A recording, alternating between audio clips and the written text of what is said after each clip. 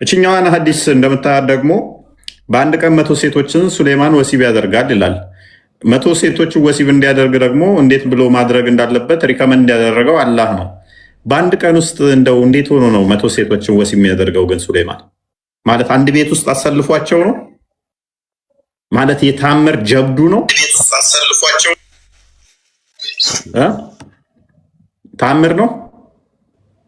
ያኛውን ቆሞ እንጨት ላይ ተገትሮ መሞቱ ታምር ነው ብለኸኛል። አላህ በአንድ ቀን እንደዚህ እያልክ ወሲብ አድርግ ብሎ 100 ሴቶችን ወሲብ እንዲያደርግ ያደረጋቸው እንደዚህ ፖርኖግራፊ ነበር ነው የሚሰራው ሱሌማን? ነቢዩ ሱሌማን በእስልምና ምን እንደዚህ ሴቶቹን አሰልፏቸው ነው ወሲብ ሲያደርግ የነበረው?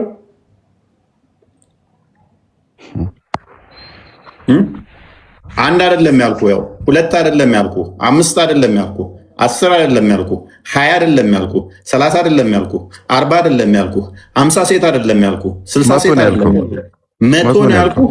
በተለያየ ቀን አይደለም ያልኩ፣ በአንድ ቀን ሌሊት።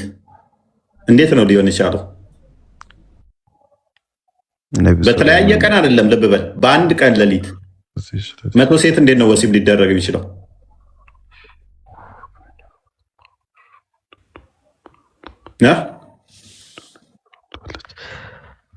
ታሪኩን ግን አንብበዋል?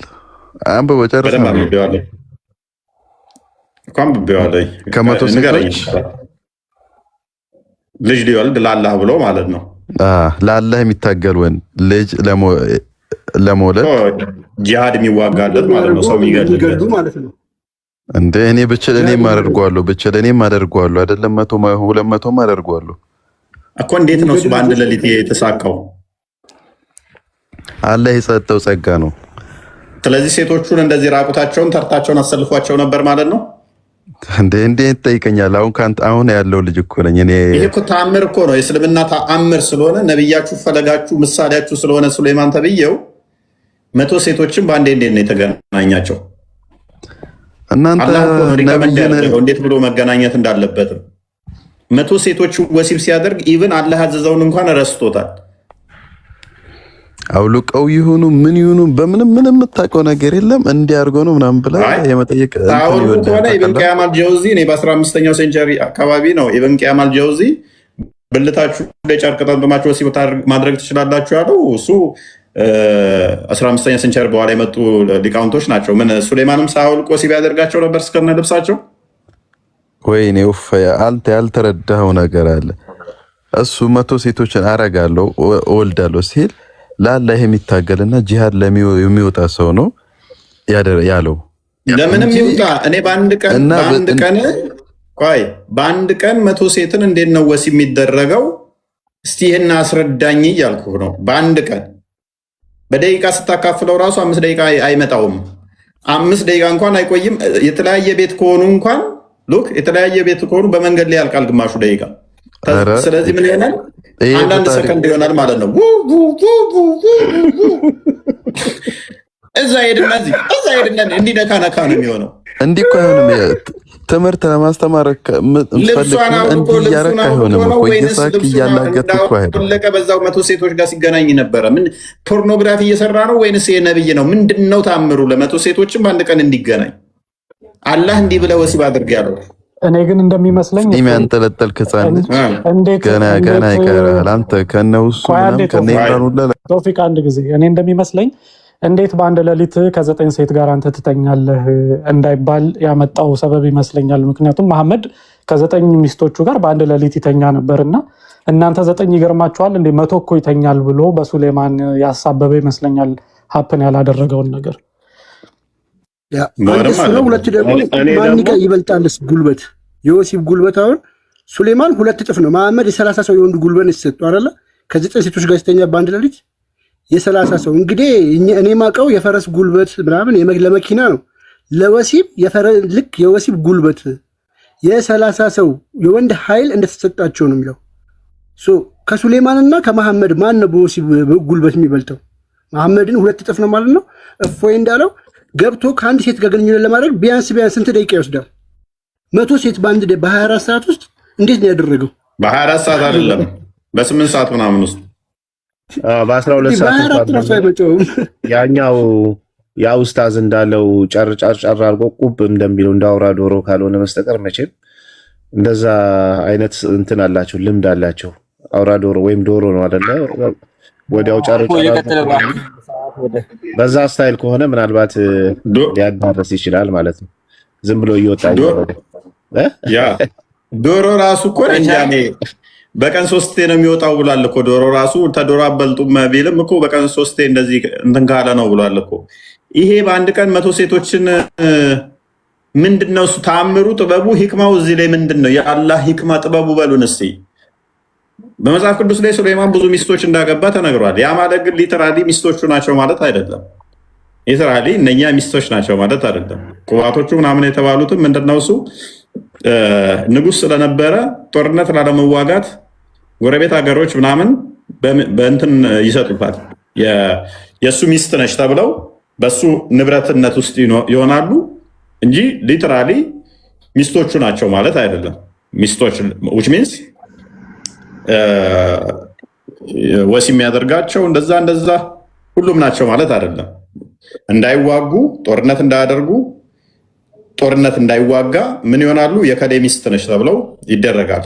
በዘመነ መሳፍንት ላይ የኢትዮጵያን ሂስትሪም ስታጠኑ እንደዚህ አይነት ነገሮች አሉ። እንዳይዋጉ ልጅ ይሰጣሉ፣ ይዳዳራሉ ማለት ነው። ልጁን የእሱን ያገባል ወይም ደግሞ የእሱ ሚስት ነች ይባልና ምን ይሆናል? ከዛ በኋላ የከሌ ሚስት ወይም በእሱ ጥበቃ ውስጥ ትሆናለች፣ በንጉሱ ጥበቃ ውስጥ ትሆናለች። እዛ የንጉሱ አገልጋይ ወይም ሰራተኛ እዛ ውስጥ ይሆናሉ። እንደ ሚስት ትቆጠራለች ማለት ነው። ይሄ ሊትራሊ በአንድ ቀን ነው 100 ሴቶችን ወሲብ የሚያደርገው። አይ ቲንክ አርዲ ማይካስታር ምስለኝ።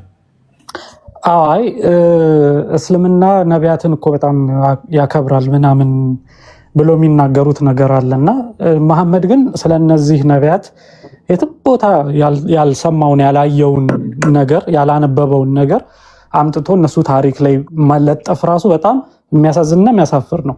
ሌላ አንድ ታሪክ አለ አይደለ? ስለ ያህያ እንግዲህ እነሱ መሐመድ መጥምቁ ዮሐንስ አወቀው አይደል? ያህያ እንግዲህ ምን የሚል ታሪክ ይሰማል መሐመድ? በበረሃ ነው የኖረው፣ ሴትም አያውቅም እንደዚህ ምናምን የሚል ታሪክ እንግዲህ ጭምጭምታዋን ሰምቷል። እንግዲህ ይታወቃል አይደል? ከዛ ህዝቡን ይሰበስብና መሐመድ ምን ይላቸዋል? ይገርማችኋል፣ ያህያ እኮ ያው ያህያ የሚባለው መጥምቁ ዮሐንስን ለማመሳሰል ተብሎ ነው። ምን ይላቸዋል? ይገርማችኋል፣ ያህያ ሴት ጋር ምንም ግንኙነት አላደረገም ይላል። እንዴት? በምን ምክንያት ነው ያ መሐመድ? ምንድን ነው ምን ተፈጠረ ሲሉት መራቢያ አካሉ በጣም ትንሽ ነበረች እና በዛ ቁንጅ ነው ደግሞ በዛ ላይ ትላለህ እና በዛ ምክንያት ነው በነገራችን ግራ እንዳይገባችሁ ከሰራላችሁ አረዲ እንድትመልስልኝ እና መሐመድ የመራቢያ አካሌ ትልቅ ነው ብሎ ነው ከ9 ሴት ጋር የተኛው? ኧረ ጌታ ሆይ እኔ አሁን አይሻ ያለችው እኮ አለ እኮ የመሐመድ ብልትን አይቼ አላውቅም ብላለች። ዳይፍ አድርገውታል። እሱ ዳይፍ አድርገውታል። ሞራል ኦፍ ዘ ስቶሪ ግን ዋናው ቁም ነገሩ ግን ምንድነው? እዚህ ጋር ምንድነው እንደዚህ አይነት ታሪክ ሰዎችን ሰብስቦ መናገር ምንድነው? ስለ አርዲው መልስን ፊት ለፊት አስቀምጬልሃለሁ። እሺ ባቢ ይችላል። እኔ ያለም ያካለው ችግር የለም። ተሳደቡ ምንም በለው፣ ግን ጥያቄ ልጠይቅ። የምን ስድብ ነው? በቃ አልሳደባችሁም። ጥያቄ ልጠይቅ ይችላል። ማንኛውም ልጠይቅ፣ አንተን ወይ ቃልን ወይ አሪዲ ወይ ቢኒ ከማን ጋር ነው? ጥያቄው በዛው ቀጥል። እንዲህ ብላችሁ ያው ተሳድባችኋል በለና በዛው ጥያቄ እንቀጥል። ምክንያቱም አኪዝ ስላደረከ አልተሳደብንም አይደለ? አልተሳደባችሁ። ቴንኪው። ምንድን ነው ጥያቄ? መረጃን ክፈትና ቀጥል። እሺ ጥያቄን እሺ፣ በመጀመሪያ ደረጃ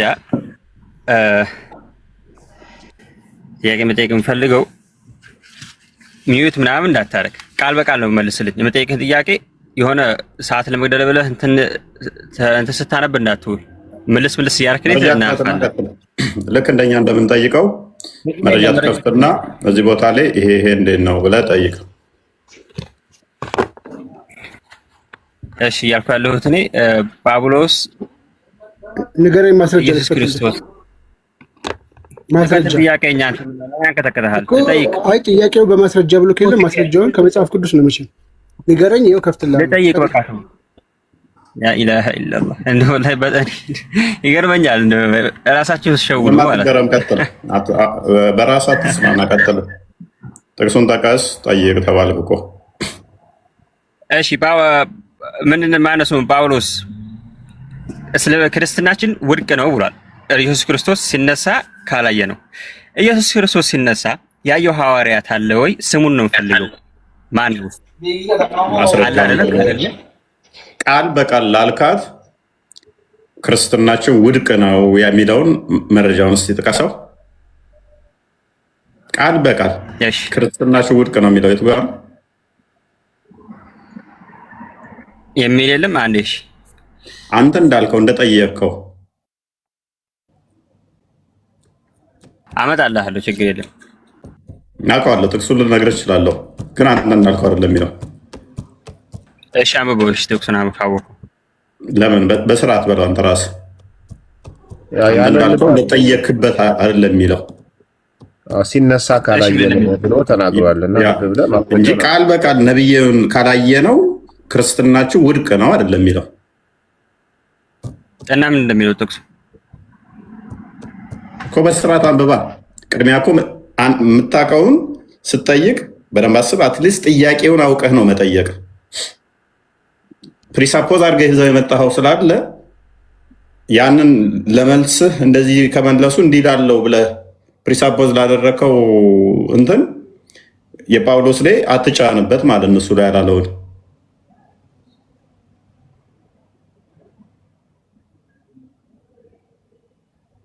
አፍጥን። አላቅም ካልከን እንተባበራለን። አንደኛ ቆሮንቶስ ምዕራፍ 15 ላይ መሰለኝ። አዎ ቁጥር ስንት? ቁጥሩን አላቅም። እስኪ አንደኛ ቆሮንቶስ ምዕራፍ 15። እሺ ቆይ አትሂድ ቃል አንደኛ ቆሮንቶስ ምዕራፍ 15ን ከቁጥር 2 ጀምረህ አንብበዋል? እኔ ከቁጥር 2 ምናምን አልነበርኩትም። ማለት እኔ አሁን እየጠየቅኩ ያለሁት የሰማኸውን ነው የመጣው ማለት ነው። ቆይ የሰማኸውን ነው የመጣው። ምዕራፍ 15 ብታነብ ኖሮ ይሄን ጥያቄ እዛ አመጣም ነበር። ጥያቄው እዛበት የመጣኸውን ቆይ ወደ መሀል ሄደ ጥያቄ ይዘህ ከመምጣት በፊት ከቁጥር 1 ጀምረህ ማንበብ ልበድ። ቁጥር 1 ጀምረህ ክፈተው። ክርስቲያን እንትና ቃል እኔን ተነብል ያለም ኮፎይ ሰውየው አለ የለ። እኛ መጽሐፍ ቅዱሳችን ይመልሳል። መጽሐፍ ቅዱሳችን ይመልሳል። መጽሐፍ ቅዱሳችን ይመልሳል። እሺ ሰውየው ማለት ነው። ሌላ ቦታ እኮ አልሄድም። አንተ ባመጣኸው ላይ መልስልሃለሁ። ተረት ተረት ሳይሆን የምናወራው እኛ መጽሐፍ አንብበን ነው የምንመልሰው። አዳምጥ። 15 እኮ ነው ቃል 14 አይደለም። አዳምጥ። ቆይ ልረብሽ ነው። ስሙ መናገራችን ወይ እፎ ወይ ቢኒ ይባላል። ሁሉም አይተውታል። ቶማስ፣ ጴጥሮስ፣ ፕሬስ ሚጣር ሁሉም እንዳዩ ታሳያለኝ። ግን አንተ ባመጣኸው ምዕራፍ ላይ ልቅበርህ ሌላ ቦታ ሳልሄድ አሁን ኔክስ እነኚህ እንዳዩት ፕሬስ አዳምጠን ኔክስት እኔ አንተን ያፊልዝ የሆነ ነብይህ አስመለጠው፣ አልተሰቀሉትም፣ አልገደሉትም፣ ወሰደው ሲል ሲወስደው ያየ ማስረጃ ብልህ ሐዋርያቶቹን እነማን ናቸው ያዩት ብልህ አትመልስም። ስለዚህ ተረጋጋ። አንተ ባመጣው ምዕራፍ ላይ ግን እንቅበርህ፣ ግባተ ጀናዛህን እዚሁ እንፈጽምልህ። ወንድሞቹ የሰበክንላችሁ ደግሞም የተቀበልነው በእርሱም ደግሞ የቆማችሁበት በእርሱም ደግሞ የምትድኑበትን ወንጌል አስባችኋል። ከፋርገው በከንቱ ካላመናችሁ በቀር ብታስቡት በምን ቃል እንደሰበክንላችሁ እኔ ደግሞ የተቀበለውትን ከሁሉ በፊት አሳልፌ የሰጠኋችሁ እንዲሁ ብዬ መጽሐፍ እንደሚል ክርስቶስ ስለ ኃጢአታችን ሞተ። መጽሐፍ ምን እንደሚል ክርስቶስ ስለ ኃጢአታችን ሞተ፣ ከፈርጋ አፍተ ተቀበረም። መጽሐፍ እንደሚል በሶስተኛው ቀን ተነሳ፣ ለኬፋ ታየ። ለማን ታየ? ለኬፋ። ኬፋ ማን ነው? ኬፋ ማን ነው?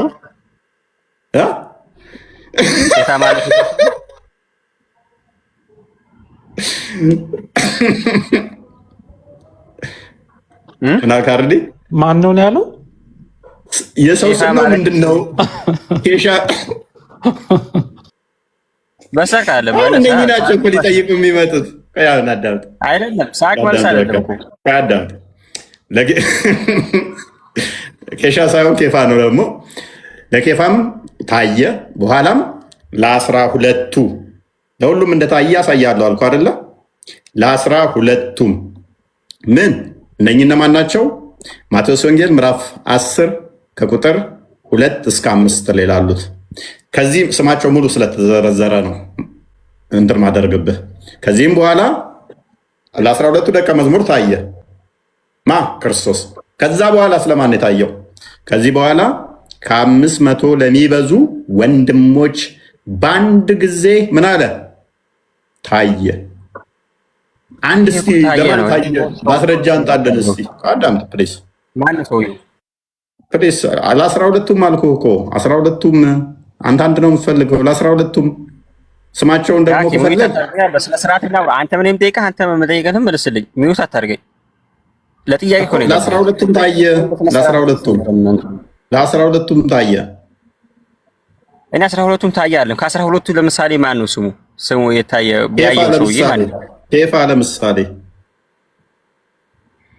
ኬፋ የሚባል የሐዋርያ ስም ነበር። ጴጥሮስ ማለት ነው። ኬፋ ማለት ሌላኛ ስሙ ጴጥሮስ ይባላል። እሺ 12ቱ ደግሞ ስማቸው ማን እንደሆኑ ሜይ ቢ ሐዋርያት ሥራ ምዕራፍ 1ን ትደምርና ምዕራፍ 1 ቁጥር 8 ይመስለኛል። ከዛ እሱ ላይ ይሁዳን አውጥተህ ማቴዎስ ወንጌል ምዕራፍ 10ን ትጨምረዋለህ ማለት ነው። ስለዚህ ለነኚህ ብቻ ለ12ቱ ብቻ ሳይሆን ደግሞ ከፍ አድርገው ከዚህ በኋላ ከ500 ለሚበዙት ወንድሞች በአንድ ጊዜ ታየ። ለ500 የሚበዙ ወንድሞችም ታየ። ከእነርሱም የሚበዙት እስካሁን አሉ፣ አንዳንዶች ግን አንቀላፍተዋል። ከዚያም በኋላ ለያዕቆብ ኋላም ለሐዋርያቱ ሁሉ ታየ። ከሁሉ በላይ እንደ ጭንጋፍ ለመሆን ለእኔም ደግሞ ታየኝ። ስለዚህ ምንድን ነው ጥያቄ? ዝቅ አድርግለት። ምንድን ነው ጥያቄ? እሺ ይህን ክፍል አላነበብከውም፣ ዝም ብለህ ነው የመጣው። ይህን ምዕራፍ ላይ እዚህ ላይ ይዘህ ስትመጣ አትሊስት ምዕራፉን ማንበብ ልመድ። እኛውን አስፈላጊ ከሆነ ሐዋርያት ሥራ ምዕራፍ 1 ቁጥር 8 ላይ ማቴዎስ ወንጌል ምዕራፍ 20 ቁጥር 17 ጀምሮ ማቴዎስ ወንጌል ምዕራፍ 27 እና 28 ማርቆስ ወንጌል ምዕራፍ 16 ሉቃስ ወንጌል ምዕራፍ 24 ላይ በደንብ አብራርቶታል። ኢቨን መታየት ብቻ ሳይሆን ኑ ዳሱት ንቁ ብሎ ሉቃስ ወንጌል ምዕራፍ 24 ቁጥር 34 ላይ አስነክቶ ለደቀ መዛሙርቱ ራሱን ነክተው መነሳቱን መንፈስ ነው ብለው ሲደነግጡ ነው መንፈስ ስጋና ደም የለውም ንቁና ዳሱኝና እዩኝ ብለው ነክተው ዳሰው እንዲያምኑት እንኳን ያደረገ ነው። አንተ ጋ ግን ኢሳን አትመለጠው፣ አልሰቀሉትም፣ አልገደሉትም ስትል ማን ነው አለመሰቀሉን፣ አለመገደሉን፣ ማምለጡን፣ መወሰዱን ያየ አንድ ሐዋርያ ብልህ መልስ የለህም። ሐዋርያቶቹን አልቀናቸዋል፣ አበልጠናቸዋል። በእስራኤል ላይ አንዲቱ ጭፍራ አመነች፣ እሷም የበላይ ሆነች ይላል። እነሱም ሐዋርያቶቹ አመን የአላህም ረዳት ነን አሉ። ኢሳ ረዳቴ ማን ነው ባለ ሰዓት ይላል። ከነኚህ ከኢሳ ሐዋርያት ውስጥ የትኛው ሐዋርያ ነው ኢሳን አላህ ወደ ራሱ ሲወስደው ያየ ብልህ መልስ የለህም። ቀጥል። እሺ፣ ሁለተኛ ጥያቄ የቀደም ነቢያቶች ክርስትናን ሰብከዋል ወይ የሚለው ነው። ማለት ክርስትናን የያዙ በክርስትና ትድናላችሁ፣ ክርስቲያን ሁኑ፣ ሃይማኖታችሁ ክርስቲያን ነው፣ ሌላ ሃይማኖት እንዳትከተሉ ብለውስ ለህዝቦቻቸው ነግረዋል የሚለው ነው። ክርስቲያን ማለት ምን ማለት ነው? እኔ እንግዲህ እሱን አላልኩም። እሱን አላልክም እኮ። እኔ ደግሞ እየጠየቅኩ ያለሁት የአንተን ፕሪሳፖዝ አድርገህ የምመጣውን መልስ ሳልሆን የምፈልገው እኔ ደግሞ ማምነውን ነው የምጠይቅህ፣ እንደማምነው ነው የምመልስልህ። እኔ የቀደም ነቢያቶች ነው ያልኩህ እና አብርሃም ከኢየሱስ ክርስቶስ ከመምጣቱ በፊት ለምሳሌ እነ ዮሴፍ፣ ያዕቆብ። እሺ አዳምጥ። አብርሃም አባታችን ነው። ከዛ እንጀምራለን። ክርስቶስ በስጋ የተገለጠው ከነሱ ነው። እነሱ በትንቢት ሲጠብቁት ሲያምኑት ነበረ። ይህንንስ ክርስቶስ ተናግሯል ወይ? በሚገባ ምን ላይ? ዮሐንስ ወንጌል ምዕራፍ 50 ቁጥር 8 ዮሐንስ ወንጌል ምዕራፍ 8 ቁጥር 54 ጀምሮ አብርሃም ቀኔን ያይ ዘንድ ሐሴት አደረገ አየም ይላል እና አብርሃም ሳይወለድ እንደነበረ ይነግረናል ክርስቶስ። ስለዚህ አብርሃም ይናፍቀው ነበረ፣ ሊያየውም ይመኘው ነበረ። በምንን? በእምነት መነጽር። አብርሃም እንዴት ነው ሳያየው ያመነው? ሳያዩ የሚያምኑ ብፁዓን ናቸውና አስቀድሞ ዘፍጥረት ምዕራፍ 12 ቁጥር 3 ላይ በአንተ አሕዛብ ይባረካሉ ብሎት ነበረ። በአንተ አሕዛብ ይባረካሉ ያለው ቃልም ተስፋም የገባለት አብርሃም በሱ ዘር እንደሚባረኩ ያውቃል። በማን ዘር ነው የሚባረኩ ስንል ሮሜ ምዕራፍ 9 ቁጥር 5 ላይ ሮሜ 9 ምዕራፍ 9 ቁጥር 5 ላይ አባቶች ለእነሱ ናቸውና ከነሱ ክርስቶስ በስጋ መጣ፣ እርሱ ከሁሉ የተባረከ ሆኖ የዘላለም አምላክ ነው ይላል። እርሱ ከነሱ የመጣው ከአባቶች የነሱ የሆኑት ከአብርሃም የሚወለዱ ሁሉ የአብርሃም ልጆች አሉ ይላል ቁጥር 6 ላይ። ነገር ግን በይስሐቅ ይጠራልሃል ተባለ። በይስሐቅ የሚጠራ ደግሞ እርሱ እስራኤል ይባላል። ከአብርሃም ስለተወለደ ግን እስራኤል አይባሉም አለ። ቀደምቶቹ ምን ተብለው ይጠሩ ነበር? እስራኤል ተብለው ይጠሩ ነበረ። ህዝበ እግዚአብሔር ይባሉ ነበረ። ዘፍጥረት ምዕራፍ 6 ቁጥር 8 አካባቢ ላይ ህዝበ እግዚአብሔር ይባላሉ፣ የእግዚአብሔር ልጆች ይባላሉ፣ የተመረጡ ይባላሉ። ዘዳግም ምዕራፍ 14 ቁጥር 1 ላይ የእግዚአብሔር ህዝቦች በመመረጥ ይባሉ ነበር። ወደ እነኚህ ወደ ተመረጡት ከነሱም ክርስቶስ በስጋ መጣ። ተስፋ ሲያደርጉ ነበረ። ምን? እነኛ ህዝበ እግዚአብሔር የሆኑ እግዚአብሔር ልጆች የሚባሉ ወደፊት ይመጣል፣ ይወለዳል፣ ያድነናል ብለው በትንቢት ይጠብቁ ነበረ። አንተ አባታችን ልጅህን ትልካለህ ብለው አባት የሚሉትን ልክ ኢሳያስ ምዕራፍ 63 ቁጥር 16 ላይ አብርሃም አባታችን ነው። አብርሃም አባታችን ስለዚህ አብርሃም የአባታችን የሚሉት እግዚአብሔርን አባታችን ነው የሚሉት በአብርሃም የሚመኩት አብርሃም ባያቀን እስራኤል ባይገዛለን አቤቱ አንተ አባታችን ነህ፣ ስምህ ከዘላለም ታዳጊያችን ነው ብለው የሚሉት አምላካችን ነህ፣ ታዳጊያችን ነህ የሚሉት ቀኝህን ላክ፣ እጅህን ላክ፣ አድነን፣ ውረድ፣ ተወለድ ይሉት ነበረ። ስለዚህ ኢሳያስ በስጋ እንደሚመጣ እንደሚወለድ በትንቢት ነግረውን ነበረ። ስለዚህ በትንቢት የተነገረው ያ እንደሚወርድ እንደሚወለድ የተነገረለት ዘመን ተቆጠረ፣ ትንቢት ተነገረ። ስለዚህ የትንቢቱ ፍጻሜ ላይ ነቢያትን ሲልክ ከቆየ በኋላ መጣ፣ ተወለደ፣ ወረደ፣ ተወለደ። ሲወርድ ሲወለድ እርሱ በትንቢት ሲጠብቁት የነበረው እነኛ ምን ብለው ነው የሚጠብቁት? ይወለዳል ነው። ቀጥል። ይቅርታ፣ እኔ እያልኩ ያለሁት አንተ አሁን እያወራህ ያለሁ ስለ ክርስቶስ መምጣት ነው። እኔ ደግሞ የጠየቅኩህ ክርስትና የሚባለውን ሃይማኖት ሰብከዋል ወይ? ስለዚህ ክርስትና የሚለው ስም ጎበዝ አዳምጥ። ስለዚህ እነሱ ይመጣል ይወለዳል እያሉ የጠበቁት ክርስቶስን ነው። ሲወለድ ክርስቶስ ተባለ። ክርስትና ማለት የክርስቶስ ተከታይ ማለት ነው። ስለዚህ ስያሜው የመጣው በደንብ አስተውል። ስያሜው የመጣው እኔ ቤተክርስቲያኔን እሰራለሁ አለ። ማቴዎስ ወንጌል ምዕራፍ 16 ቁጥር 13 እስከ 18 ቤተክርስቲያኑን ሲመሰርት ክርስቶስ ማለት በስጋ የተገለጠ አምላክ ማለት ነው። ወንጌል አስቀድሞ ተሰብኮላቸው ነበረ። ገላትያ ምዕራፍ 3 ቁጥር 8 ላይ ወንጌል አስቀድሞ ለአብርሃም ተሰበከ አለ። ወንጌል አስቀድሞ ተሰበከላቸው። እንዴት የተሰበከላቸው? አዲስ ስም ይሰጣችኋል የሚል ክርስቶስ ይወለዳል፣ በእርሱም የሚያምን ይድናል የሚል ወንጌል ተሰብኮላቸው ነበረ። ክርስቶስ እንደሚመጣ እንደሚያድናቸው ወንጌል ተሰብኮላቸው ነበረ። በወንጌል የሚያምን ሁሉ ደግሞ ክርስቲያን ይባላል። ወንጌል ማለት ስለ ልጁ ስለ ክርስቶስ ስለሆነ ስለ ክርስቶስ የሚያምኑ በእርሱ መከራን የተቀበሉ ዕብራውያን ምዕራፍ 11 ላይ ከቁጥር 1 ጀምሮ እምነት ተስፋ ስለምናደርገው ስለወደፊቱ የሚያስረግጥ ነው። ለአባቶች የተመሰከረው ይሄ ነው። በመከራ ብዙዎች ያለፉ። ስለ እምነት ሲያስረዳ ይህንን እንዲቴል ያብራረዋል። ስለዚህ እነ አብርሃምን እነ ሙሴን ሁሉንም ያነሳቸውና እነኚህ ተስፋ ሲያደርጉት የነበረው ክርስቶስ በስጋ እንደሚመጣ ነው አምነው እነኚህ ሁሉ በተስፋ ሲጠብቁት ነበር። ተስፋው ደግሞ ገላትያ ምዕራፍ 3 ቁጥር 24 እስከ 28 በክርስቶስ ተፈጸመ ማለት ነው። እነሱ በተስፋ ሲጠብቁ ነበር። ስያሜው ግን ስያሜ ጉዳይ ከሆነ ስያሜ ላሳጥርልህ። የስያሜ ጉዳይ ከሆነ አዲስ ስም እሰጣቸዋለሁ ብሏቸው ነበረ። አዲስ ስም የተሰጠው ክርስቶስ ከተወለደ በኋላ በስጋ ከተገለጠ በኋላ ክርስቲያን የሚለው አዲስ ስያሜ ተሰጥቷል። በብሉይ ኪዳን ክርስቲያን የሚለው ስያሜ አስቀድሞ በብሉይ ኪዳን ነበር ወይ? ነው።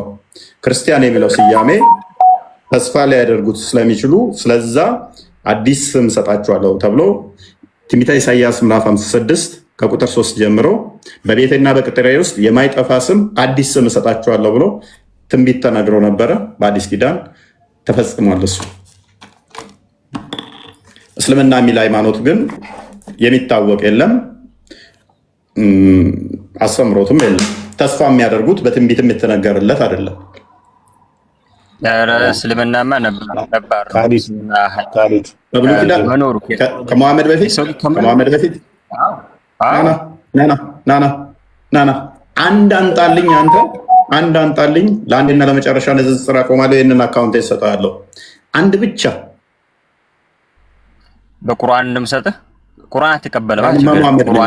ቁርአንማ መሐመድ ነው ያመጣው። አልሚህም አሁን ናንቀሳቀሰን ወላሂ ፈራህ ምናምን እንዳትል ሞተር ሳንቀሳቀስ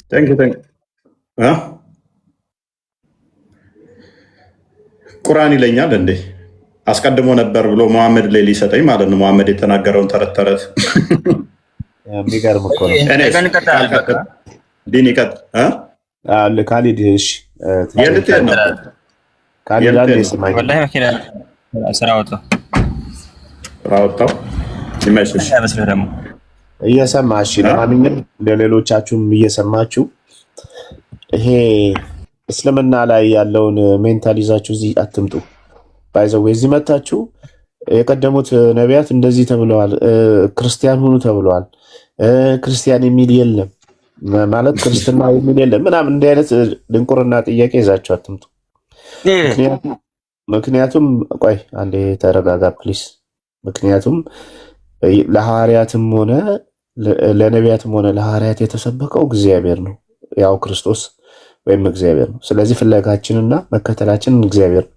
ስለዚህ ለሐዋርያቱም ሆነ ለነቢያቱ እምነታቸውም ሃይማኖታቸውም ምንድነው? እግዚአብሔር ነው።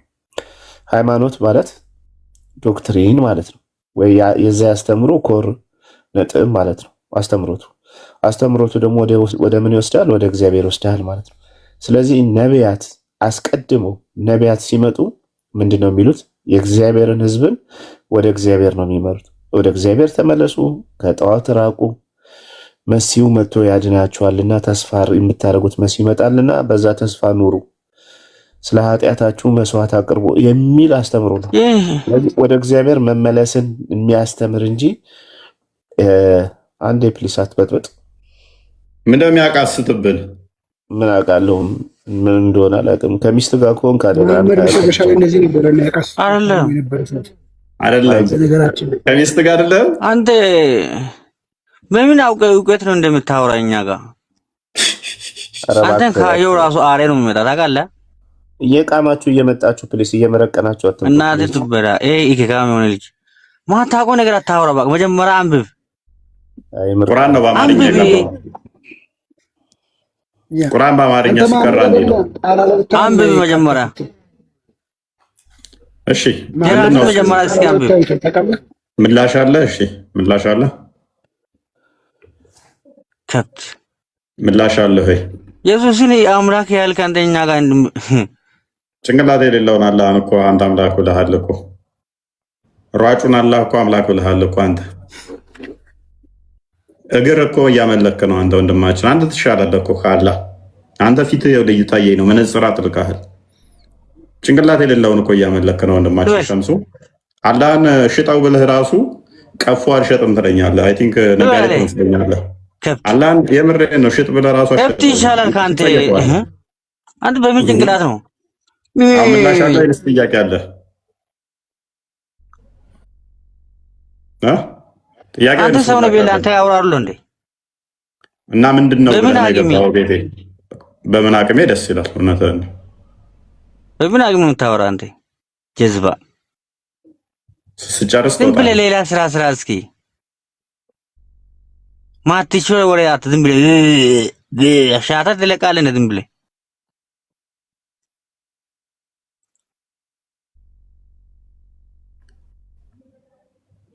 ከብት በአማርኛ እያላችሁ ጻፉታል።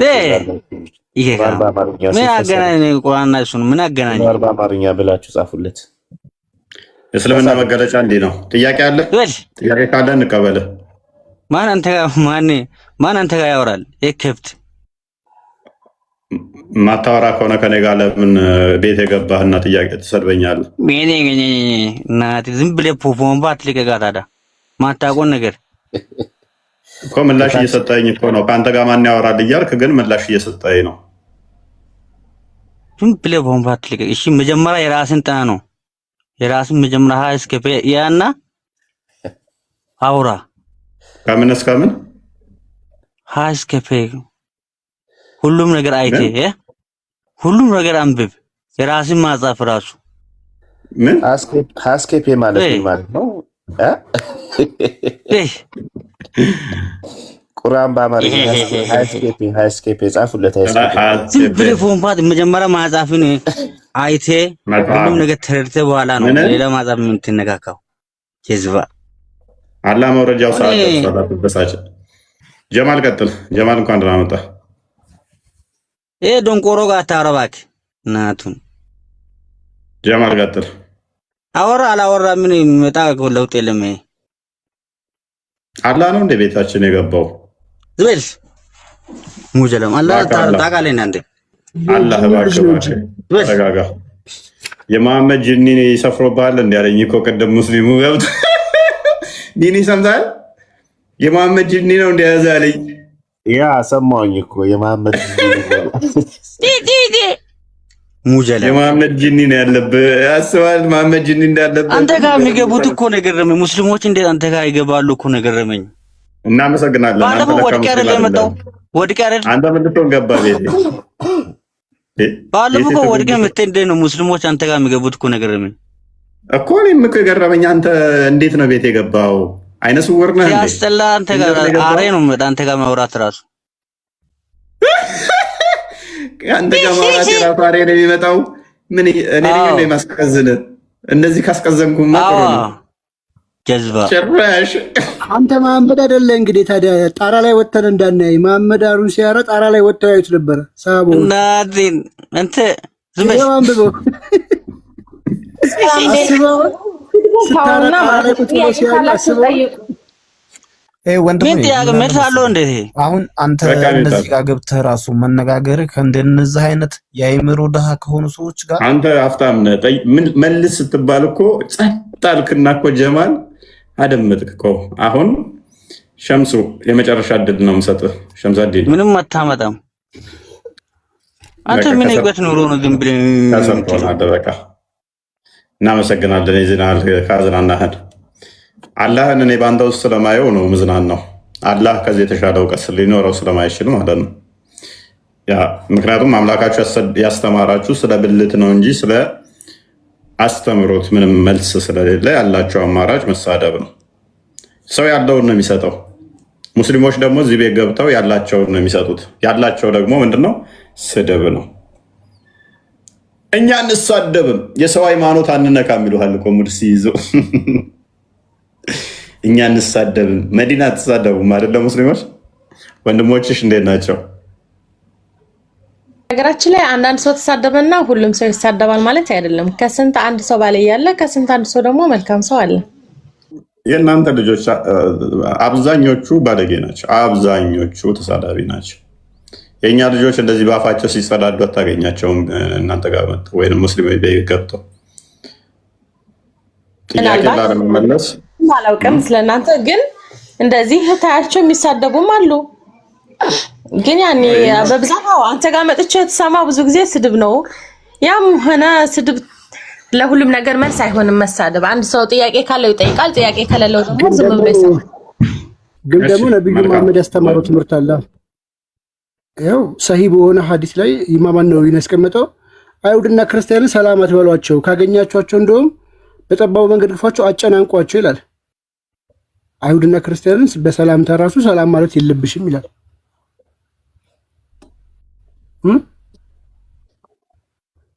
ኢብኑላ ሰላምታዬ መልስልኝ ብሎታል። አንዱ ሰሃባ በነገራችን ላይ አንዱ አይት ከሃዲ መሆኑን ሳያውቅ ተሳስቶ ሰላም አለው።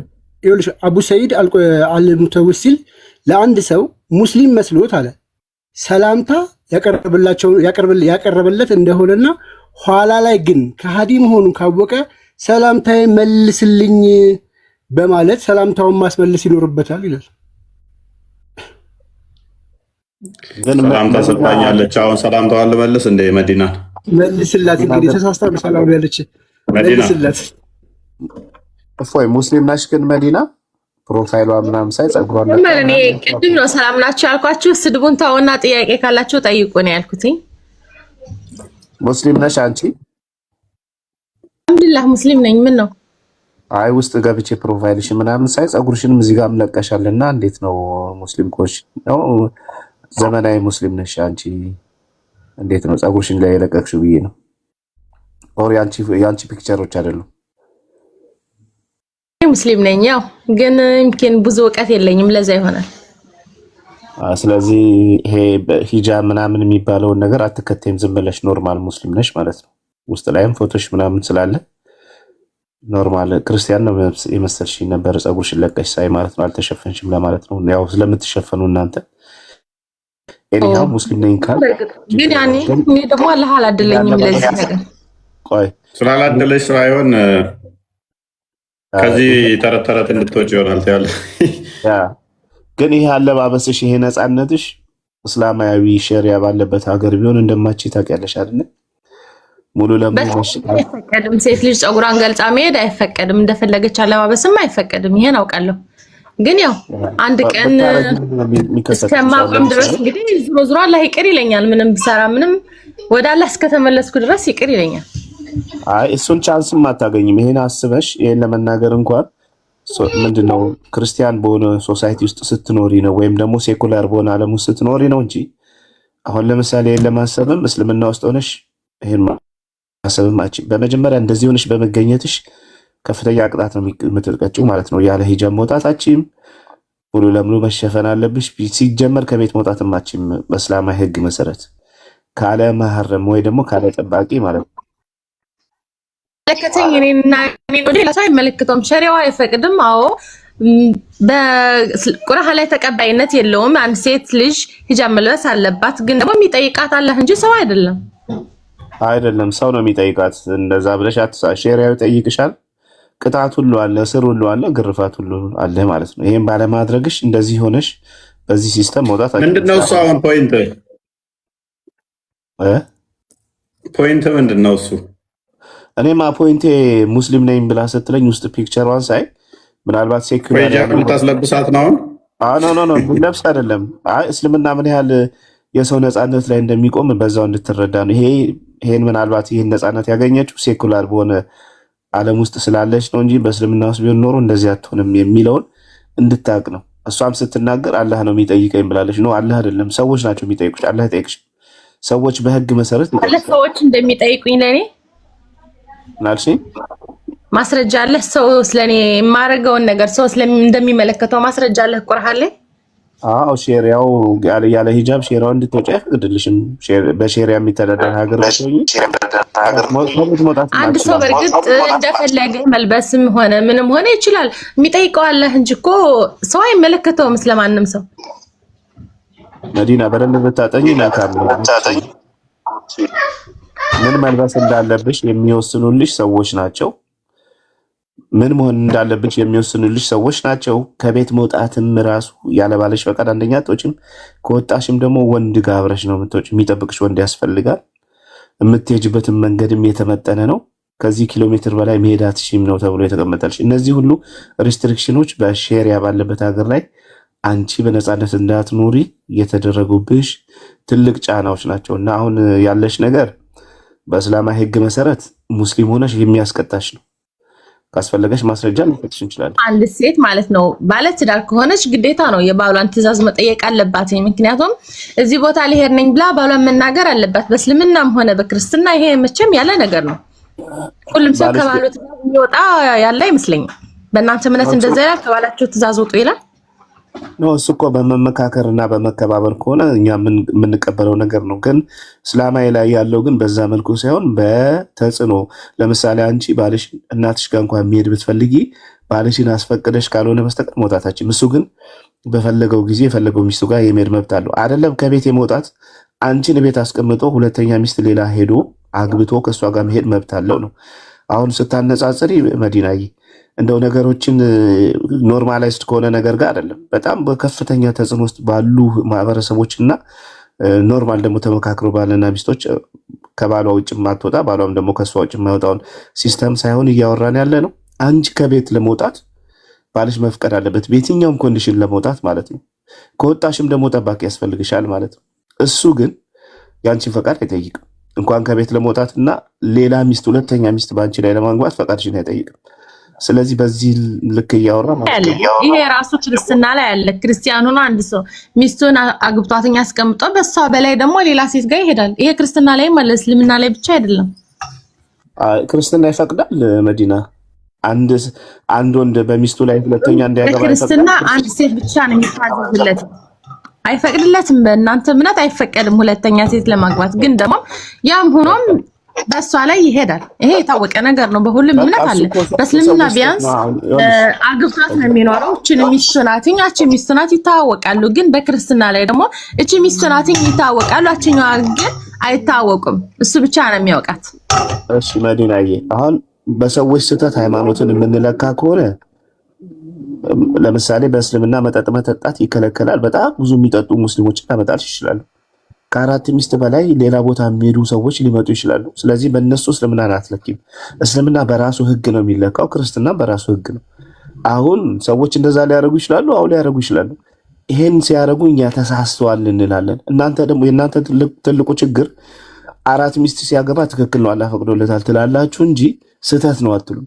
እኛ ግን ስህተት ነው እንላለን። አይሽ እነዚህ ሰዎች ወንጀል ነው የሰሩት፣ ኃጢአት ነው የሰሩት፣ በንስሐ መመለስ አለባቸው ብለን እናለን።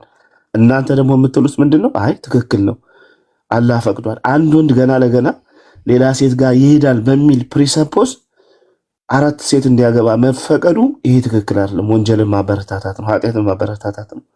ገብቷቸው። ስለዚህ መደረግ ያለበት ይቅርታ ስለ ጥያቄ ማለት ነው።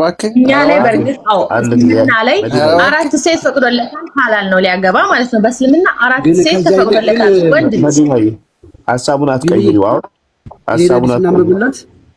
እኔ አልቀየርኩትም። አራት ሴት እንደተፈቀደለት ይሄ እስልምና ላይም እኮ አለ። እንትን አልቀየርኩም። አራት ሴት ተፈቅዶለታል። ግን ምንድነው ማስተዳደር የሚችል ከሆነ ለሁላቸውንም ደስተኛ ማድረግ የሚችል ከሆነ ደግሞ መጀመሪያ ሚስቱን አግብቶ ሌላ ሚስት ሊያገባ ከሆነ መጠየቅ አለበት። ላገባ ነኝ ብሎ ለሚስቱ መናገር አለበት። ክርስትና ላይ ደግሞ አለ፣ ከአራት በላይ ያገባ ሰው አለ። መዲና በቃ እንዴ አውት ኦፍ ቶፒክ በጣም ሄዳችሁ። መዲና ሜይ ቢ በዚህ ጉዳይ ላይ ሌላ ጊዜ ስንገባ ነኝ። ባልሽ አራት እንደፈለገ ማግባት ይችላል። የሚጠበቅበት ግዴታው ምግብ አንቺን መመገብ ነው ያለበት። ከምግብ ውጭ እና ከልብስ ውጭ አንቺ መውጣትም መሄድም አትችይም። እናት አባትሽ ቢታመሙ እንኳን መሄዳችም። ያ እንደዛ ነው። እኛ ጋር ያነሳሽው አንድ ነው የሚቻለው። ከዛ ውጭ ግን ሁለት ጋር ሄደ ተመኘም 10 ጋር ሄደ በልቡ ከተመኘም በቃ እሷ መንዘራ ነው ሞት ነው አለቀ። ፔሬድ እናንተ ጋር የተፈቀደ ስለሆነ ነው። ወደ ቶፒኩ እንመለስና ቶፒኩ ሰጥቷል። ቅድም እኮ ልጠይቅህ ፈልጌ ከአራት በላይ ያገባ ለመጽሐፍ ቅዱስ ላይ ቶፒኩ ላይ ቁሚ። በቃ ቶፒኩ ላይ ቁሚና ቶፒኩን ሰምተሻል? አሁን እየገባ ሆኖ ነው የተጀመረ። ሱሌማን ነብይ ነው አለ በእናንተ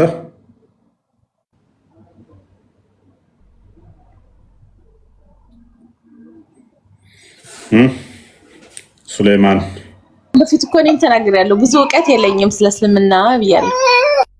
ኦኬ ጀነራል ጥያቄ ግን አንድ ሰው ሞቶ 1 ዓመት ሙሉ ዱላ ተደግፎ ቤተሰቦቹ እያዩት እንደ ሞታ ላያውቁ ይችላሉ ብለሽ ታምኛለሽ?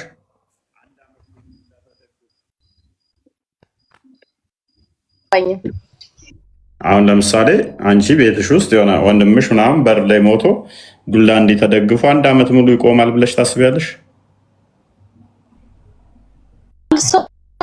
ከሞተ እንዴት 1 ዓመት ሙሉ የሚቆመው? ሱሌማን ሱሌማን ነብይሽ 1 ዓመት ይደርባል። አንድ ሳውራ የሚታርገው 1 ዓመት ሙሉ ዱላ እንዲህ ተደግፎ ምስጥ መታ ዱላውን በልታ እስከምጥለው ድረስ ማንም አላወቀም ይለናል የእስልምና አስተምሮ። ይሄ ለህፃናት እንኳን ብንነግረው ለአቅመ ተረት እንኳን አልደረሰም እያልን ነው። እንኳን ሃይማኖት ብለን ለመቀበል እንኳን እውቀት ለማለት ለተረት የሰማይ ነው። አካባቢው ላይ ሰው የለም፣ ሞቷል አልሞተም፣ አካባቢው ላይ ሰው የለም ለማወቅ አለ። ግን በቃ የሞት አልመሰላቸው። ሲወድቅ ነው ያወቁት እንደሞተ። ጉንዳኗ መጣ በልታ ዱላውን ስትጥለው ያኔ እንደሞተ አወቁ ሲወድቅ። ከ1 ሰዓት በላይ እዛ ቦታ ላይ እንደዛ ቆሞ ከሆነ መቼም አንድ ሰው መጠራጠር አለበት። መሆኑ ነው ሄዶ መንካት አለበት መሰለኝ። ማስረጃ አለ ግን ለዚህ ነው ክፈታው ተፍሲሮቹ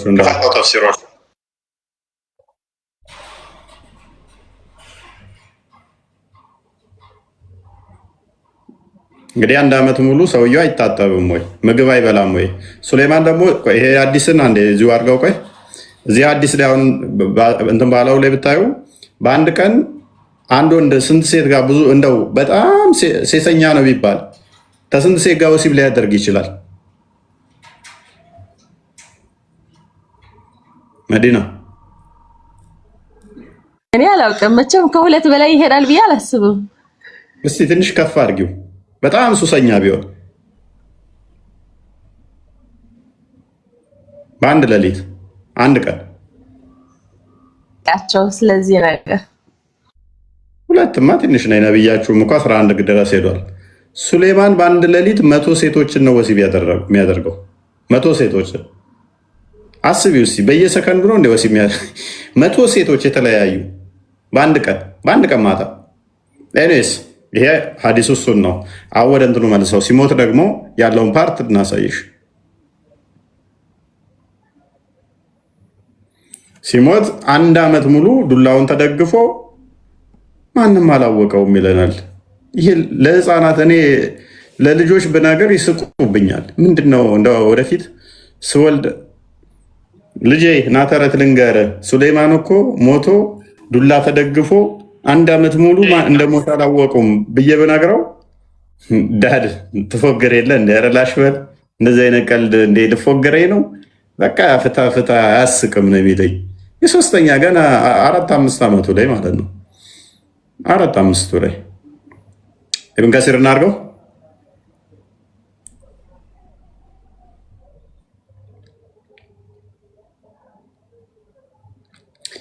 ኦኬ ያው እንደምትመለከቱ እንደሞተ ይናገርና አላህ tells us about how Suleiman peace be upon him died, how Allah cancelled his days from jinn who were subjugated to him to do hard labor. He remained leaning on his stick which was his staff. ምን ይላል? ሱሌማን እንዴት እንደሞተ አላህ እንዴት ከጅኒዎች እንደሰወረው ዱላው ላይ ተደግፎ እዛው ስራ እያሰራቸው በነበረበት ቦታ ላይ ስራ ቦታ ላይ ነው። ጅኒዎችም አብረው እየሰሩ ነው። ሰዎች ብቻ ሳይሆኑ ጅኒዎች አብረው እየሰሩ ነው። አሁን ታምር መሆኑ እኮ ነው። ጅኒዎቹ ራሱ አላወቁም። አብረው እንደሞተ ተደበቀባቸው ማለት በቃ አልተረዱም። በህይወት ያለ መሰላቸው። ኢብን አባስ ሜይ አላህ ቢ blessed with him, Mujahid, Al-Abbas, Al-Hasan, Qatada, and others said, እና ኢብን አባስ ሙጃሂድ፣ አልሐሰን፣ ቀታዳ እና ሌሎችም እንዳሉት he stayed like that for a long time, nearly a year, ለረጅም ዓመት ለአንድ ዓመት ያህል ዱላውን ተደግፎ ሞቶ ቆሞ ነበር። አላወቁ። ጂኒዎቹም ተሰወረባቸው። የሞት አልመሰላቸው፣ በህይወት ያለ መሰላቸው። ግትር ብሎ ቆሟል። ዱላውን እንደተደገፈ ተግዞ። እነሱ በቃ ሃርድ ሰራተኛ ናቸው፣ ጠንካራ ሰራተኛ ናቸው። ተፍ ተፍ ተፍ፣ እዛ ጋር ድንጋይ፣ እዛ ጋር ውሃ፣ እዛ ጋር ቁፋሮ፣ እዛ ጋር ምናምን ይላሉ። በቃ ሱሌማን 1 ዓመት ሙሉ እንደዚህ ዱላውን ተደግፋ ዳሽ ብላለች፣ ሞታለች። ከዛ ምስጥ መጣችና ያቺ ምስጥ ዱላውን በልታ በልታ በልታ በልታ ክርብት ሲል ወይ ሱሌማን ሞቷል እንደ ያሉ። ይህንን ተረት ተረት ትቀበያለሽ? ከፈለግሽ ነው የነብይ ታሪክ ላለሽ እንጂ እንዴት ነው አንድ ሰው 1 ዓመት ሙሉ ድረስ ሙታል አልሞተም? አንድ ሰው የማይታወቀው እንደ አንድ ሰው ሙታል አልሞተም ከአንድ ሰዓት በኋላ ይለያል እኮ ሲጀመር። ቤት ታይም ስቶሪ እያሉ ነው። ለሱም አይበቃም አልኳችሁ እኮ አልጋሪ የሆነ እንደዚህ አይነት ተረት ተረት ለመስማትም እኮ ለአይምሯችን ለአቅመ ተረት ተረት እንኳን አልደረሰ። ይህንን አሁን ተአምር አይምን የነቢያት እንትን ምናምን ይሉናል። ነቢያትን አስተምሮ አበለሻሽቶ አምጥተው ማለት ነው። እንደዚህ አይነት የተሳሳተ መጽሐፍ ቅዱስ በአንደኛ ነገሥት ምዕራፍ 11 አንዴ ክፈተው። አንደኛ ነገሥት ምንድነው? ከጂኖች ጋር ሰዎች አሉ የሚል ነገር አለ። በሚገባ ያወቁት እኮ ለዛ እኮ ነው ሲወድቅ ነው ያወቁት። ገና ሰዎቹ ራሱ ስራ ቦታ ላይ እኮ ነው። ቤተመንግስቱን እኮ እየገነባ ነው። አሁን አላስቃ መስጊድ የምትሉትን ማለት ነው በእናንተ ቤት እሱን ሲሰራ አላችሁ። ዱላ ተደግፎ ሱሌማን ቆሞ ነበረ። ጂኒዎቹንም እያሰራቸው ነበረ። ሱሌማን ብቻ ሆኖ ከጂኒዎች ጋር ብቻ ነው የሚኖረው አትለኝም መቼ። ከዛ ጂኒዎቹ ራሱ ማወቅ አልቻሉ። የታወቀው መቼ ነው? ጉንዳኗ መታ ዱላውን በልታ ሱሌማን ሲወድቅ። አንደኛ ነገሥት ምዕራፍ 11 አንዴ ክፈትልኝ። ሰሎሞን እንዴት እውነተኛው የመጽሐፍ ቅዱስ ሰሎሞን እንደሞተ ምዕራፍ 11 ቁጥር 40 አካባቢ አድርገህልኝ።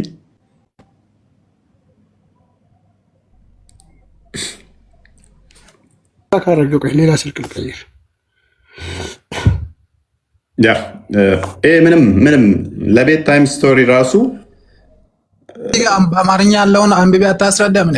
ምን አይ ቆየኛን ደግሞ እናሳየ ነው ሰለሞን እንዴት እንደሞተ ከመጽሐፍ ቅዱስ እናሳየ። እናንተ እናሳየ። አይ ሊያሳየ ሊከፍትልን ነው። ችግር የለም አትቸኩል። ስታክ አደረገብኝ ብሎ ቁጥር 40 አካባቢ ይመስለኛል። 40 ላይ ሰሎሞን ኢዮራብም ሊገድለው ወደደ። ከፍ አድርገው የቀረውም ሊገድለው ፈለገው። ወደ ግብፅም ንጉሥ ወደ ሽሺቅ የቀረውም የሰሎሞን ነገር ያደረገውም ሁሉ ጥበቡ እነሆ በሰሎሞን ታሪክ መጽሐፍ ተጽፏል። ሰሎሞን በኢየሩሳሌም በእስራኤል ሁሉ ላይ የነገሰበት ዘመን 40 ዓመት ነበረ። ስንት ዓመት ነው የነገሰው? 40 ዓመት። ሰሎሞኑም ከአባቶቹ ጋር አንቀላፋ፣ ሞተ። በአባቱም በዳዊት ከተማ ተቀበረ። ልጁም ሮባ በፋንታው ነገሰ ይለናል መጽሐፍ ቅዱስ እንጂ ዱላ ተደግፎ 1 ዓመት ያህል እንዲህ ብሎ ሞቶ የሚያውቀው የሚያስታውሰው ጠፍቶ ከዛስ ጉንዳን መጣችና በላችሁና ከዛ ክርብት ሲል ውይ ሞታል እንዲያሉ የሚል ተረት ተረት። እንደዚህ አይነት ተረት ተረት ለህፃናትም አይነገር እንኳን ይሄ የአምላክ ቃል ሊሆን ቀርቶ ማለት ነው። አይደለም ነብይ ነው። በደንብ አስተውሉ። ነብይ ነው ብለው ነው የሚያምኑት።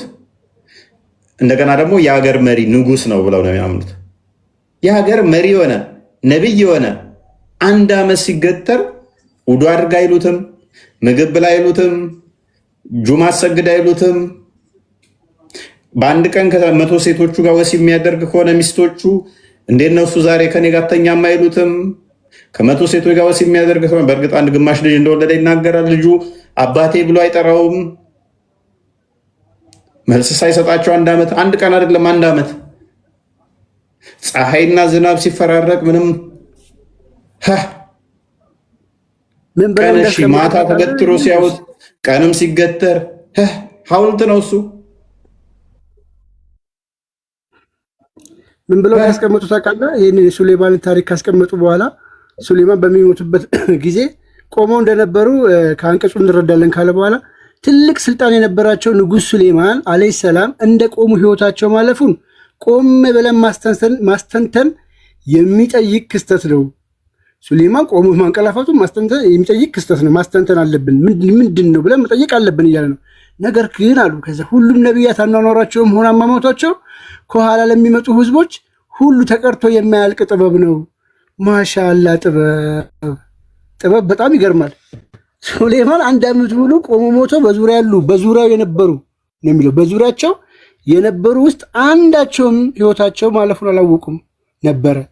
አጋንንቶቹ ናቸው መጨረሻ ላይ ያወቁት ነው የሚሉት። ይሄንን መተህ ጥበብ ነው ብትለኝ ምን አይነት ጥበብ ብዬ ነው የምጠይቅ? ምን አይነት ጥበብ? የሚለበስ ጥበብ።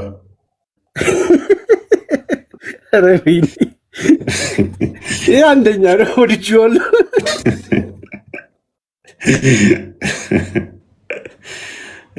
ይተላል እኮ ቀምሎ ራሱ ይተላል እኮ። አመት ሙሉ የለበሰው እዛ ተገትሮ ካልተጸዳዳ ዝናብና ፀሐይ ሲፈራረቅበት ይበሰብሳል። ይተላል እኮ። ጥበብ ይሉናል እንዴ ደግሞ ቀልደኞች። 1 ዓመት ሙሉ ከዛ መጽሐፍ ቅዱስ ስለተበረሰ እውነተኛውን የነቢያት አስተምሮ ቁርአን ነው የነገረን ይልሃል። ይመጣና ስለ ሱሌማን እውነተኛውን መጽሐፍ ቁርአን ነገረን ይላል። እሺ ሱሌማን ማን ነው ስትለው አንድ ቀን ሲሄድ ጉንዳኖች ሾለቆ ውስጥ ተደረሰ። ከዛስ ጉንዳን ምን አለች? ሱሌማን ከሰራዊቱ ጋር እየመጣ ነው እንዳይደፈጭጫችሁ እንዳይጨፈልቃችሁ አለችው። ጉንዳን መናገር ትችላለች። ከዛስ አንቺ ማነሽ አላት። እኔ ንግስት ነኝ አለችው ጉንዳኑ። ጉንዳኗ ጋር ማለት ነው። እቺ ጉንዳን እንደገና ደግሞ ጉንዳኗ ሲሞት ደግሞ ዱላውን በልታ ጣለችው። 1 ዓመት ሙሉ ቆሞ ረሳክስ ይቀልዱታል እኮ በቃ ለአቅመ ቀልድ እንኳን ያልደረሰ ቀልድ ማለት ነው። ከዛ ይሄ ነቢያት አስተምሮ ነው ይላል። መጽሐፍ ቅዱስ በግልጽ ሰለሞን አረፈ፣ ከአባቱ ጋርም ተቀበረ በግልጽ ይሄን ያህል ዘመን ነገሰ፣ በዚህ ዘመን ላይም ሞተ በግልጽ። ይሄ ይመጣና ከሺህ ዓመታት በኋላ ታሪኩ ከተከናወነ ከሞቶ ተቀበረ ከስንት ጊዜ በኋላ ሱሌማን እኮ ልንገራችሁ ሞቶ እኮ ማንም አላወቀ። በዙሪያው ያሉ ስራቸውን ነበር የሚሰሩት ዝም ብለው። እሱ ታላቅ ነብይ ነው። በአንድ ቀን 100 ሴቶችን ወሲብ የሚያደርገው ሱሌማን ሞቶ ዱላውን ተደግፎ ለ1 ዓመት ያህል አላወቁም እንደሞተ። ሱሌማን አይበሰብስም አይገማም። ፊቱ ላይ ምንም ለውጥ አያዩም ማለት ነው። እንደዛው ነው። ንፋስ እንኳን የሆነ ልብሱን እንትን አይለውም ማለት ነው። መቼም ኬፕ ካላጠለቀ ጭንቅላቱ ፊቱ ምኑ ይታያል። ምንም ለውጥ የለበትም። ኬፕ ካጠለቀም ንፋሱ ይወስደዋል። 1 ዓመት ሙሉ ሲቀመጥ ዝናብ ፀሐይ ሲፈራረቅበት ነው። ልብሱም አያረጅም። ዓመት ሙሉ አንድ ልብስ። በዚህ መጠን ደንቆሮ ናችሁ ብለው ያስቡናል። እንደኛ አይደለንም። እኛ የእግዚአብሔር ቅዱሱ መንፈስ የነካን እውነትን ከሐሰት የምንለይ እግዚአብሔር ቃል በሁለት በኩል የተሳለ ሴፍ ነው ይለዋል። ጅማትን የሚበጥስ የእግዚአብሔር ቃል ያለን እውነትን ከሐሰት የምንለይ የሚበጥስ ነው። ይሄኛውን አሁን ያነበብከው ሐዲስ የሱሌማን ሐዲስ ከመጀመሪያ ጀምሮ እያነበብክ ብትመጣ ማለት ነው ቦታ ያስገባ ነበር። ሐዲስ ሲሆን ቁርአንን ግን ይሄ እዛኔ የነበሩት ጂኒዎች ነበሩ አይደል? ስለዚህ ያውን ሐዲሱን ከመጀመሪያ እስከ መጨረሻ ድረስ ካየ እንጂ እንደዚህ በመሃል አቋርጠህ ወጥተህ እንደዚህ ሱሌማን እንደዚህ 100 ዓመት እንደዚህ ቆይቷል ምናምን ቃል ሐሚድ ለማን ምን ሊገባ ይችላል? አሁን በዚህ ሰዓት ሐሚድ ይሄን ሐዲስ የከፈትኩት እኔ ነኝ። እፎየ ጂኒ ጉንዳን ታወራለች ወይ ሲል ጉንዳን በጀርባው አንተኝታ ለምን ሱሌማን እኮ ለሁሉም ነው ታወራለች። ሐሚድ ሁሉም ማናገር ይችላሉ። ታውቃለህ፣ ተረት ነው ይሄ። አንደኛ ምንም ተረት አይደለም። አዳምጥ። ጉንዳን ኮሚኒኬሽን ቆይ አዳምጣ። ኮሚኒኬሽን እኔ አንድ ነገር ትንሽ ግን ስለዚህ ብዙ ማብራራ ባይኖረኝም ማለት ነው እነ ዕምራን አሁን ሰፋ ላይ እውቀት አላቸው። እነሱም ቢጠይቁ የበለጠ ምንጥና ይማሩ። አዳምጥ። ከስር ላላችሁም ጉንዳን እንደኔም እኮ ያደርስብን አላህም አያውቅም። ምንም ብርቅ አይደለም። በቃ አላህን ራሱ ጠፍጥፍ ያስተምረዋል፣ ኬጅ ያስገባዋል። ጭንቅላት ገጥምለታለሁ። ጭንቅላት የሌለው አካል በደንብ አስተውሉ። እንደ ሳይንሱም ወደ ሳይንሱ ከወሰድነው ሌላ እንትን ነው የሚሆነው። ጉንዳን ኮሚኒኬሽን የላትም። በሳውንድ አይደለም ኮሚኒኬት የምታደርገው፣ በኬሚካል ነው ኮሚኒኬት የምታደርገው፣ ወይንም ደግሞ በአንቴና ነው ኮሚኒኬት የምታደርገው እንጂ በድምፅ አይደለም ኮሚኒኬት የምታደርገው። ስለዚህ እናንተ ጉንዳኖች እንደዚህ ሁኑ እንደዚህ የሚል ድምፅ ማውጣት አትችልም። እንደ ሌሎች እንስሳቶች እንደ ሌሎቹ የድምፅ ኮሚኒኬሽን አይደለም የምትግባባው፣ በኬሚካል ነው ኮሚኒኬት የምታደርገው። እና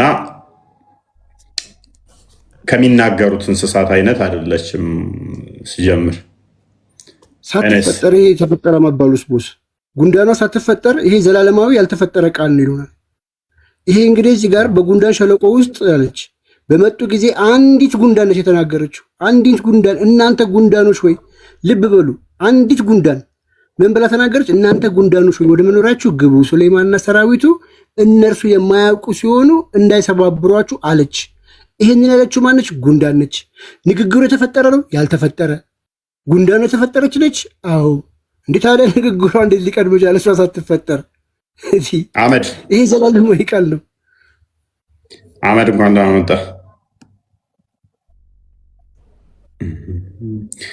ጥያቄ ያላችሁ? እሺ አመድና መዲና do you have any question? አመድና መዲና ጥያቄ ያላችሁ? እኔ ጥያቄ የለኝም፣ እየሰማሁ ነው ያለሁት። ጥያቄ ካላችሁ አቅርቡ። ጨርሰናል።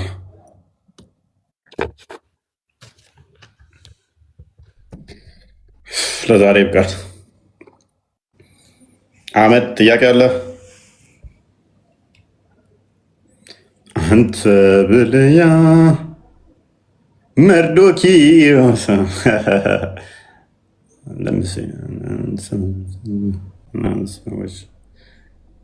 ወይ ቀልድ አለ። ቤትን እንደከፈትክ መጥተው ጥያቄ ያለ ይለዋል። እንግዲህ ቶፒክ ለማስቀየር ቢንያም ሽታዬ፣ ቢንያም ቶሎሳ፣ ቢንያም ጸጋዬ፣ ቢንያም መዲና፣ ቢንያም አህመድ፣ ቢንያም አበበ፣ ቢንያም ጫላ፣ ቢንያም መኮንን። እባክህ ስሜን አታበላሽ። ቢንያም ሙቃቸው፣ አንዱንም ቢንያም ቀጤ።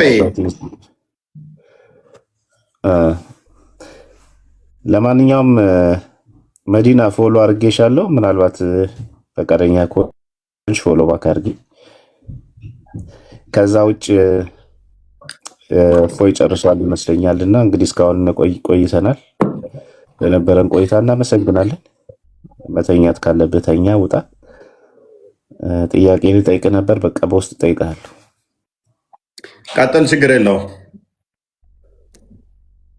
አይ በውስጥ ነው የምጠይቀው። እሺ እኔ ልጠይቅህ። እሺ ጠይቀኝ። ስንት የመንጋጋ ጥርስ አለህ? ስንት የመንጋጋ ጥርስ ሰው አለው? እኔ ሙሉ ነው አልሸረፍኩም። እኔ ቁጥር ነው የጠየቅኩት። አይ እኔ አላቅም ስንት እንዳለ። ቆይ ልንካ። እሺ 100,000 ብር ሽልማት ቢኒ እንትና ከሁለት አንዳችሁ የፈጠነ በምላሱ ይሄንኛውን አፍንጫ ለነካ 100,000 ብር እሸልማለሁ። በምላሱ እቺ ጫፏን ያልኩት እንዲያስነቅ አድርጎም ይቻላል። ለክቼዋለሁ፣ ስክሪንሻት እልክልሃለሁ በውስጥ። እየሞከሩ ነው ከስር ያሉትም። ማን የነካው? የፈጠነ ትችላለህ። እኔ ሸላሚ ነኝ። እኔ ፈታኝ ነኝ፣ ተፈታኝ አይደለሁም።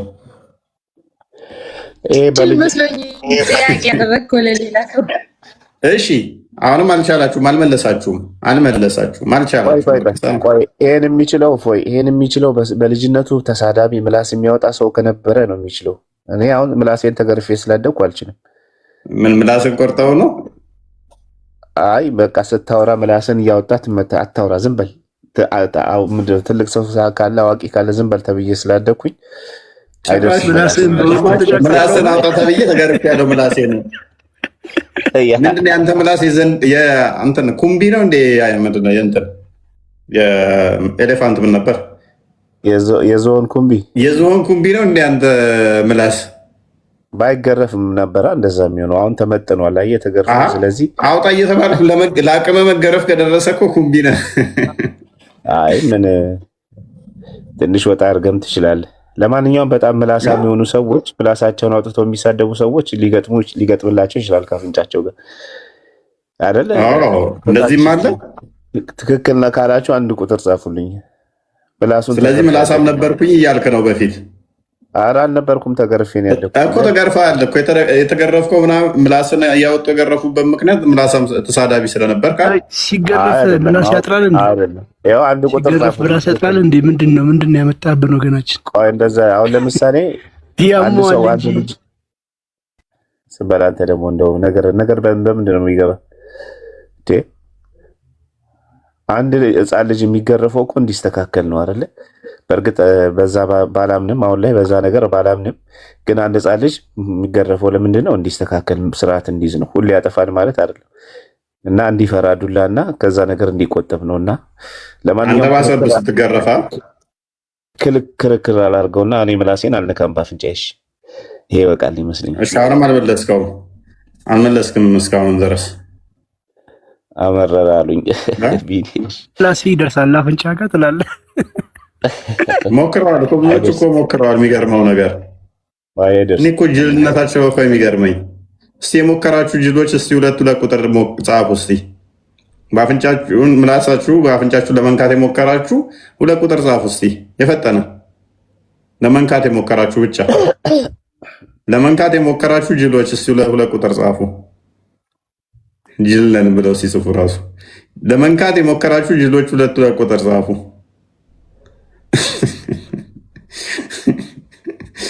ለመንካት የሞከርን ጅል ነን ብለው ቁጥር ይዘባሉ። ይሄ ከባድ ነው። ይሄ የኛ ውድ ነብይ እንዳምጣን ነው።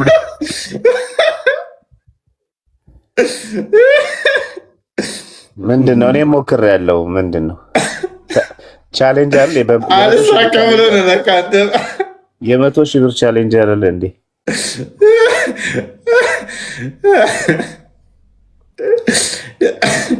እኔ ነኝ ብሎ ጅል ነኝ ብሎ ሰው ቁጥር ይጽፋል። እናንተን ጋር የብር 10 አልገዛም። የብር 10 አልገዛችሁ አያዋጣም።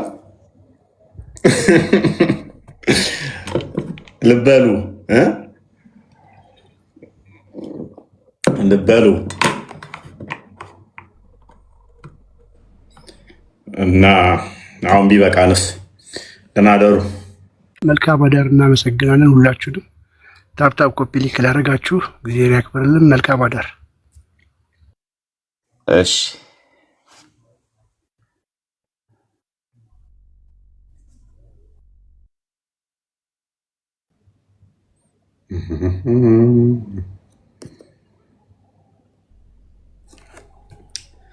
ኡፍ